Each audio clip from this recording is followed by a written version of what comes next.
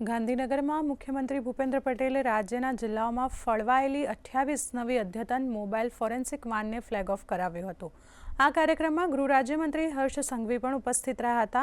ગુના બનાવ કે અકસ્માત સ્થળ પરીક્ષણમાં વૈજ્ઞાનિક ઢબે પ્રાથમિક તપાસ તેમજ પુરાવા એકત્રિત કરવામાં સાયન્ટિફિક ઓફિસર સાથેની મોબાઈલ ફોરેન્સિક વાનની મહત્વ બની રહે છે।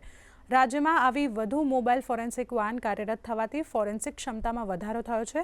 હાલમાં ફોરેન્સિક તપાસ માટે 47 વાન છે, તેમાં નવી 28 ફોરેન્સિક વાન ઉમેરાતા આ સંખ્યા વધીને 75 થઈ છે। આના પરિણામે ફોરેન્સિક તપાસ ઝડપથી અને અસરકારક રીતે થઈ શકે છે।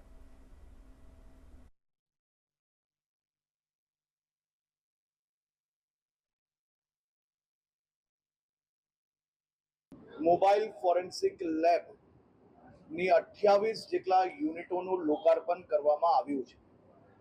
આ મોબાઈલ ફોરેન્સિક લેબમાં એનડીપીએસ ના તાત્કાલિક એટલે કે સ્થળ પર જ એનું નિરીક્ષણ થઈ શકે, ડીએનએ ટેસ્ટની વ્યવસ્થાઓ, એના સિવાય કોઈ બી પ્રકારની આગ લાગી હોય, કોઈ બીજી આકસ્મિક ઘટનાઓ બની હોય કે પછી કોઈ બી પ્રકારના એટેક થયા હોય તો એમાં જે ફોરેન્સિક સાયન્સની ફિલ્ડની અંદર જે કોઈ ઇક્વિપમેન્ટ્સની જરૂર હોય છે, જે તાત્કાલિક ચેકિંગ કરવાનું હોય છે, એવા બધા જ ઇક્વિપમેન્ટથી યુક્ત આ મોબાઈલ ફોરેન્સિક લેબ એ ગુજરાતની શાંતિ, સલામતી અને સુરક્ષામાં હજી મહત્વનો ફાળો આપશે।